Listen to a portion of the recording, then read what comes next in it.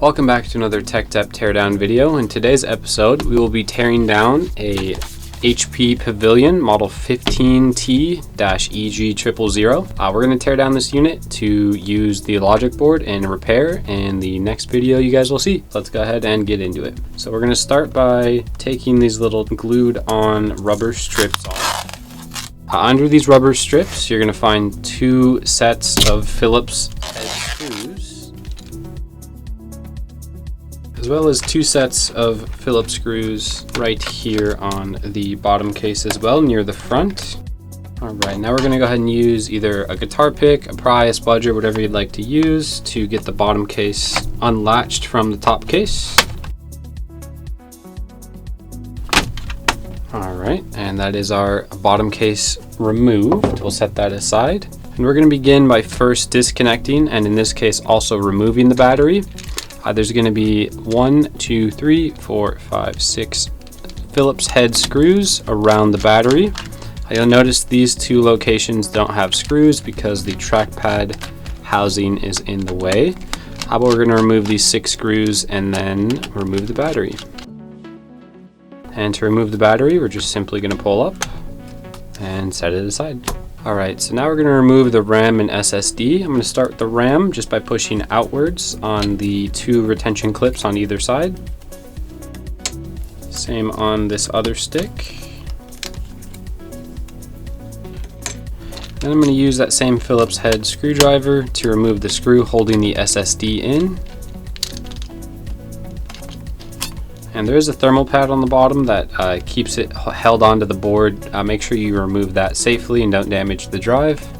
So the next thing we're going to do is remove this little glued down cover that's on the Wi-Fi card. We're going to use our spudger to unplug the Wi-Fi antenna cables. That same Phillips head to unscrew the Wi-Fi card. Set that aside. And now we're going to use our spudger and just disconnect the various connections to this logic board here. We're going to start with the keyboard in the center, flick the retention bar up and pull the cable upwards and out.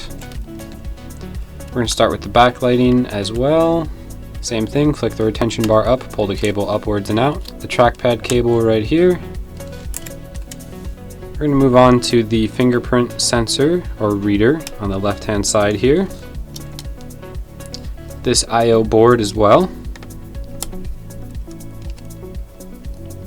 The charging port. We're going to move on to the LCD connection at the top here. And the speaker connection on the right hand side here as well.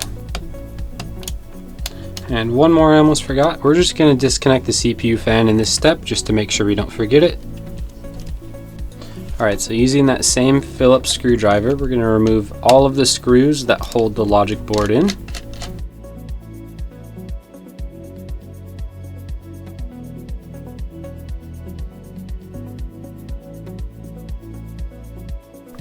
Don't forget this screw right here. This holds in the CPU cooling fan, but the cooling fan does have to be removed in order to remove the logic board.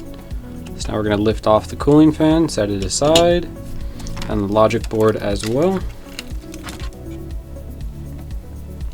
And using that same Phillips head screwdriver, we're also going to remove the 3 screws that hold in the Daughterboard.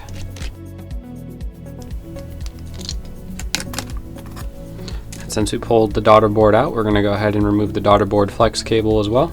Now we're going to go ahead and remove the screws holding in the speakers. There's actually only 1 per speaker. And we have to untangle this wire as we go. Be careful not to tear, break it, or rip it, anything like that. And that is our speakers removed as well. Now we're going to remove the 2 sets of 2 screws that hold the LCD to the top case. And to remove the LCD, we're just going to open up the unit. And with a little persuasion here, I forgot to untangle these wires. So these wires on the left-hand side here, don't forget to do it like I did. You're going to have to untangle them from the securing points on the top case. These hold in the Wi-Fi antenna cables. So once that's removed, the top case is now free. And the charging port on this one can be removed. simply by pulling it directly up and out. So just a couple more things to note here while we have the unit open. We won't be doing it in the teardown today, but if you were in need of replacing this fingerprint sensor or reader here, all you'd have to do is remove that one Phillips head screw right here, and then you could pull the whole sensor assembly out and slot your new one in and secure that screw back in place. For the trackpad here, if you remove these 4 screws, as well as some hidden screws under this Tessa tape here, you'll see everything you need to remove in order to drop the trackpad out and put the new one in, and that's about it. This is just a Kensington lock up here. You could replace it if it breaks as well. These are fairly inexpensive, but most people do not use them in modern times. And moving on to the LCD here, you can actually pop off this cover here and replace the physical display in here. This bottom cover also does come off in case you damage your hinges and need to replace them, or again in case you're replacing this whole LCD here. But thank you guys for watching. Leave a like, comment, and subscribe. If you have any questions, leave them in the comments below, and with the help of the community, we'll be sure to assist you. If you saw any parts or tools you need in the video, check us out at TEKDEP.com or click the link below for mail-in repairs. We'll see you guys in the next episode.